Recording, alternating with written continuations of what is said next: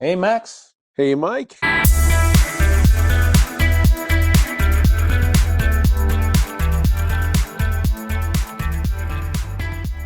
We're in person for the first time ever. Now it's season 2, episode 1. We're into the second season already. Bigger and better than ever. My God, season 2.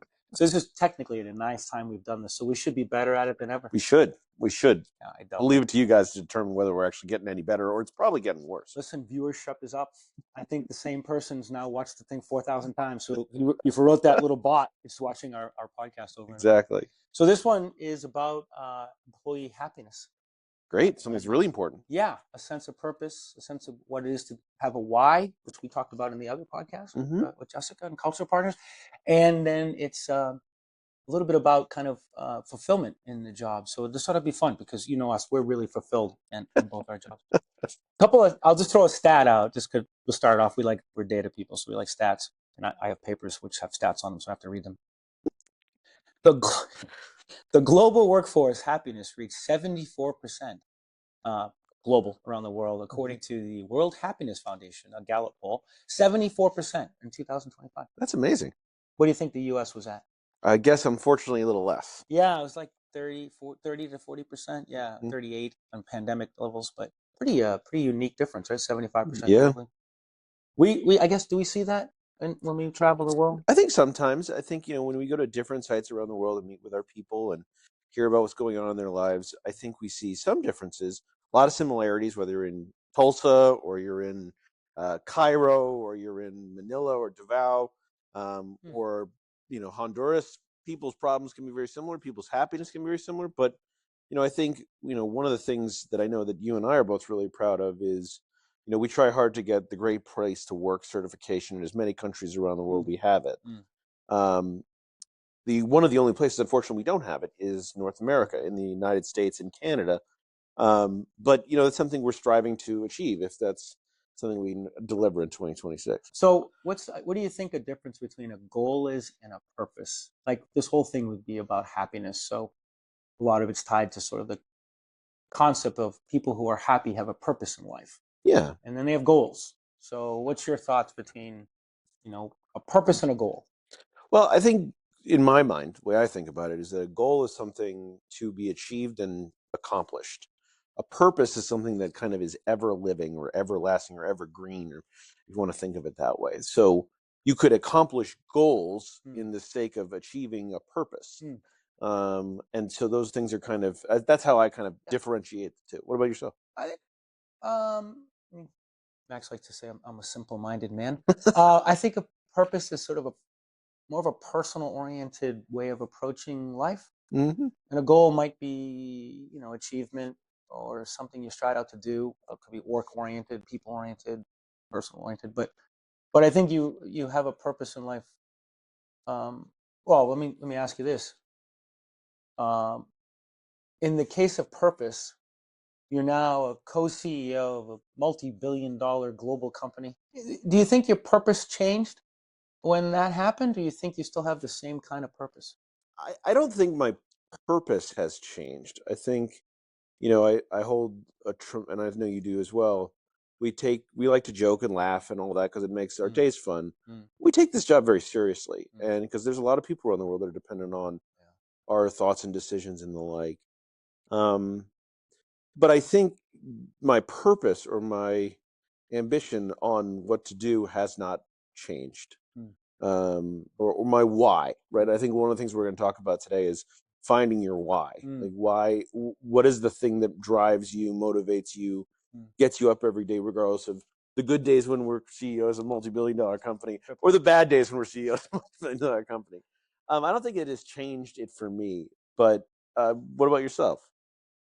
I don't think it's changed it. I think we've always found a similar purpose, regardless of the work and the scope or scale. I think you bridged the point really well, which is our why might have changed. Like why we're doing this, our scope of our ability to impact a lot more people just got exponentially larger. And therefore, the why we do it became exponentially larger. But I think the purpose, or having a purpose.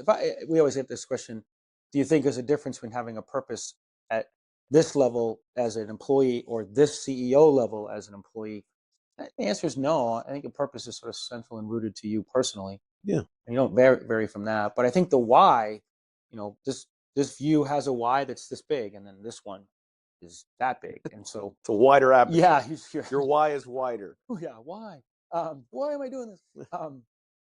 But if you had to, I guess, we had this in the podcast we did earlier about the why, and we both similarly answered the impact of the people, and you sort of see it on people's faces, you see it in personal lives, because we're able to create an atmosphere where people can strive and have a purpose and feel like they fulfilled something. But the one thing that's different is you sort of go through these peaks and valleys, Hmm. probably in a more severe way, almost like a erratic heartbeat, heart attack, uh, where you're sort of trying to stay towards, stay on purpose, stay on point to the purpose. Yeah. And sometimes you can definitely get distracted. I mean, I do. Yeah. You pull me back, or I pull you in. That's right. But it's a tougher thing to do, I think, when your scope is so big, because you Yeah. can definitely wander off track a bit. I think that's very Yeah. true. Mhm. Now, let me ask you a question. I think we both feel this way, but do you think it's important for people to come up with their own whys? I think the happier people do. I think the folks who, we have this discussion all the time. I think people find a way to own their career, own their purpose, create their why, and they Hmm. tend to be happier, regardless of how important the work is to anyone but them. They just find happiness in doing it, the easiest path to making it a laughable and enjoyable experience. Yeah. And I think those people are, we I think the negativity and the drama and all the things that come with day to day that surrounds us, social media wise and everything else, kind of impacts you so much that you get into the sort of doldrums of things quickly. But Hmm. those folks who can sort of get back onto the zen of the middle and quickly go are the ones that seem to be, steady and calming in the time of the worst, and also steady and calming in the best, but enjoying that time. I don't know. That's just my view. You? I think you said it well. I mean, I think listen, not everything's about work, right? I know we both our jobs are all consuming, and Yeah. it's a matter of how many hours a day do we not work versus how many hours a day do we work. So I always laugh when someone's like, "What's your work life balance like?" I'm like, "There's only one part of the sentence I don't understand. Life." No, I'm kidding. The I think some of the mistakes that people make is that their purpose or their why is only work. Mm-hmm. And I know you have some children. I have a son.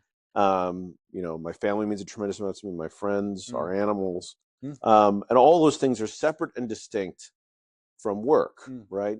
We're fortunate enough to be friends that work together, which Yeah. is great. Yeah. But I think in my mind, the people that find their purpose, find their why, to your point, are not only kind of more productive or able to weather the storms of ups and downs better, um, but they also get, I think, greater fulfillment out of each day that they're fortunate enough to wake up and live in the world. Yeah. Yeah. So it's a funny thing for us to talk about in this podcast because it's very nebulous and it's not necessarily tied to work. It's surrounds you as a person that it interacts with everybody on a daily basis. But I think by focusing on yourself and finding your purpose or your why helps you to be better in all facets of life. Like Yeah. this is primarily about work related things, but you'll Right. be a better husband, wife, Yeah. father, Yeah. son, daughter, whatever the case may be, um, as you find your purpose, is my view. You make a point about work-life balance, and I think it's the number one thing we get at least commented about is the amount of work, travel we do, and we make Yeah. light of it. But I think those statistics that are here talk about those who have found the ability to manage having a life, and work isn't the only purpose they have, Mm. somehow enjoy their time both at work and in their lives much more. We always say to people, it's not meant to be flippant, which is, there's family first kind of mentality where if they need you, you've got to be there. And Yeah. we understand that. At the same time, there's a task in hand to get the job done. Hmm. And trying to find that kind of balance is not easy. But I think for those who do it, they seem to be, wandering through life quite happy, which they're out there, call us. I'm just kidding. We love your advice. Um, any last word? I mean, I think the only thing we'd say, it's mostly an internal group that listens to these podcasts, but I think we're very cognizant of the fact that most of our folks are working hard. Yeah. And that we have to help coach them around finding the balance between work and life. Yeah. And we have to bring some of the like humorous sides of the world to the equation once in a while just to get some levity into the situations. But you're better at that than me. I don't know about that. But I think we tell them to. I've certainly 2025. If we want to comment on that, I think we had a great year. Yeah. We'll send it out in the public shortly, but probably due to the fact that I think more and more people feel like we're winning at work, and that spirit's kind of transferring into life a bit. I think you're right. We had a great 25, and I think we'll have a better 26 if more and more people find ways to make themselves feel fulfilled on their purpose or their journey. Yeah. And that, to your point, it carries over both in the work environment and in the personal environment. Yeah. So you work for us here to Lorica better. You're also a better person in the world in which you live in. Yeah. Anyway, we may have some guests coming up. Yes, I hope so. We're going to foreshadow that the best episode we had was when we had a guest. That's right. Which means you care more about our guests than us, which we appreciate and value. Oh, you're just sick of listening to it. Both those things can be true. Yes, absolutely. I know our leadership team is. Anyway, we appreciate it, and we'll see you guys in episode 2, season 2 shortly. Thanks. Bye-bye.